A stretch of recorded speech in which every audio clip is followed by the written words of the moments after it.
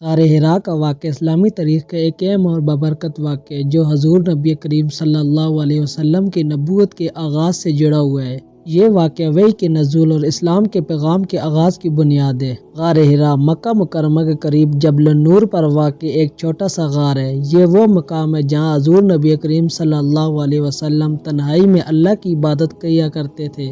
نبوت سے پہلے حضور صلی اللہ علیہ وسلم نے اپنی امت کے حالات پر غور و فکر کرتے اور اللہ کی عبادت میں مصروف رہتے تھے۔ غار حرا اس غور و فکر کا مرکز تھا۔ یہ غار جبل النور کی چوٹی پر واقع ہے جو مکہ مکرمہ کے شمال مشرق میں تقریباً 3 کلومیٹر کے فاصلے پر ہے۔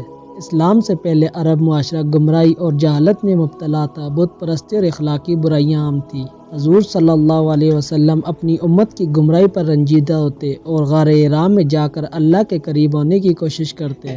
رمضان کے مہینے میں جب حضور صلی اللہ علیہ وسلم غار حرا میں عبادت کر رہے تھے، جبرائیل علیہ السلام تشریف لائے اور پہلی وحی نازل ہوئی۔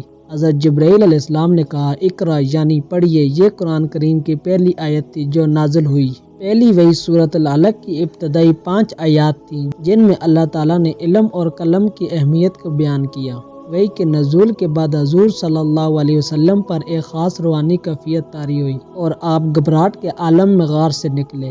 حضور صلی اللہ علیہ وسلم فوراً حضرت خدیجہ رضی اللہ تعالیٰ عنہ کے پاس واپس تشریف لائے اور فرمایا، مجھے چادر اڑا دو۔ حضرت خدیجہ رضی اللہ تعالیٰ عنہ نے آپ کو تسلی دی اور کہا کہ اللہ تعالیٰ آپ کو کبھی تنہا نہیں چھوڑے گا کیونکہ آپ نیکی اور انصاف کے پیکر ہیں۔ حضرت خدیجہ رضی اللہ تعالیٰ عنہ آپ صلی اللہ علیہ وسلم کو اپنے چچا زاد ورقہ بن نوفل کے پاس لے گئیں جو کہ ایک عالم دین تھے۔ ورقہ بن نوفل نے تصدیق کی کہ یہ وحی اللہ تعالیٰ کی طرف سے ہے اور آپ صلی اللہ علیہ وسلم کے نبی ہونے کی بشارت دی۔ اس واقعے کے بعد حضور صلی اللہ علیہ وسلم کو اللہ تعالیٰ کی طرف سے نبی بنایا گیا اور آپ نے اسلام کا پیغام لوگوں تک پہنچانا شروع کیا۔ غار حرا اسلامی تاریخ میں وہ مقام ہے جہاں سے اللہ تعالیٰ کا پیغام دنیا میں آیا۔ یہ مسلمانوں کے لیے ایک مقدس مقام ہے۔ غار حرا کا واقعہ ہمیں اللہ تعالیٰ کی عبادت، غور و فکر اور روحانی تعلق کی اہمیت سکھاتا ہے۔ غار حرا سے واپسی کے بعد حضور صلی اللہ علیہ وسلم نے پہلے اپنے قریبی لوگوں کو اسلام کی دعوت دی۔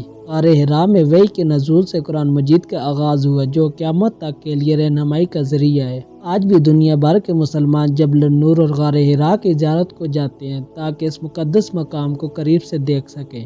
یہ مقام ہمیں اللہ تعالیٰ کے ساتھ تعلق مضبوط کرنے اور اپنے اعمال پر غور و فکر کی ترغیب دیتا ہے، جیسا کہ حضور صلی اللہ علیہ وسلم نے کیا۔